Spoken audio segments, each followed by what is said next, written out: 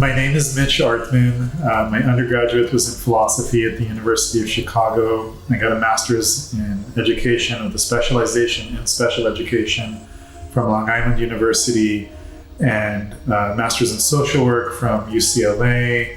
And I'm a licensed clinical social worker, which informs me a lot in terms of my psychology teaching so that I can inform on theory, but also on how to have a clinical practice.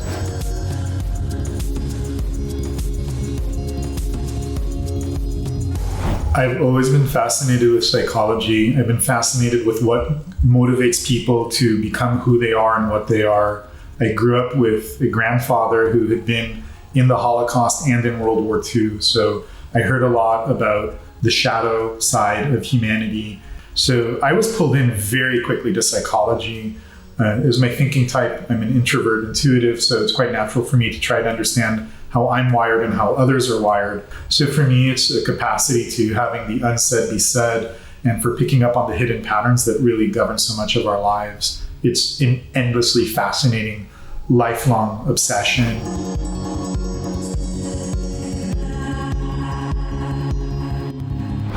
In order to design my syllabus, I stopped pretending I'm a teacher and I start to pretend that I'm a student. And I ask myself, what would engage me? What would be the thing that would make me feel sad when class ends?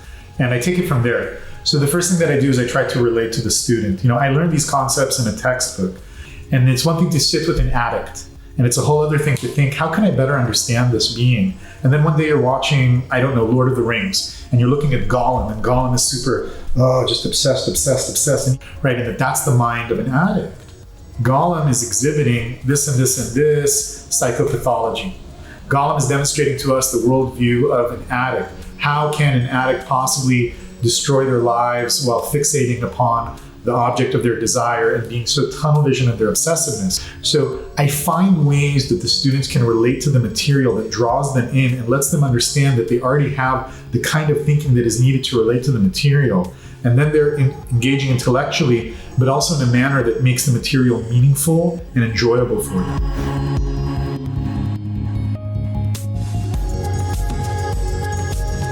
So they can expect to be challenged. They can expect to be offered opportunities to think differently.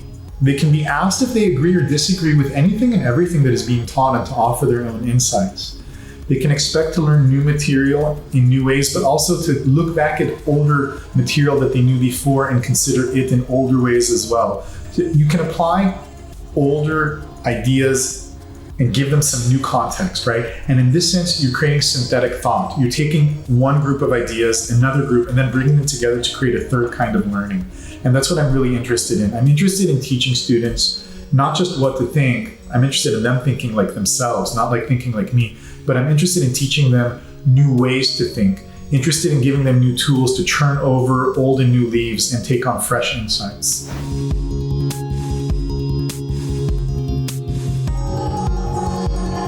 In Melio, because the students are absolutely top-notch. They ask questions that I have not heard from other students, that I have not pondered myself in 20 years of working with the material, that I have not heard from colleagues. I continue to learn.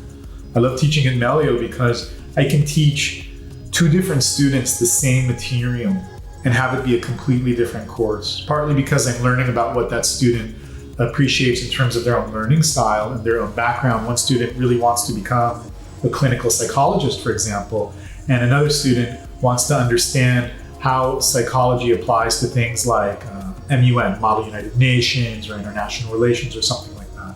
So you can take the same material and give it a different context. And this really brings the material to life. I never think of psychology as a little discrete bubble that doesn't touch other bubbles. I think of it as something that gives context and yields light and awareness to really all other fields of thought. And with Melio, you get the chance to do that because you have students from all over the world asking very deep and scintillating questions that lead to a whole new kind of understanding. And part of what keeps psychology fresh for me is the fact that I am working with students. And that's why I've never gotten tired of my work, either the teaching of psychology or the clinical practice of it to this day.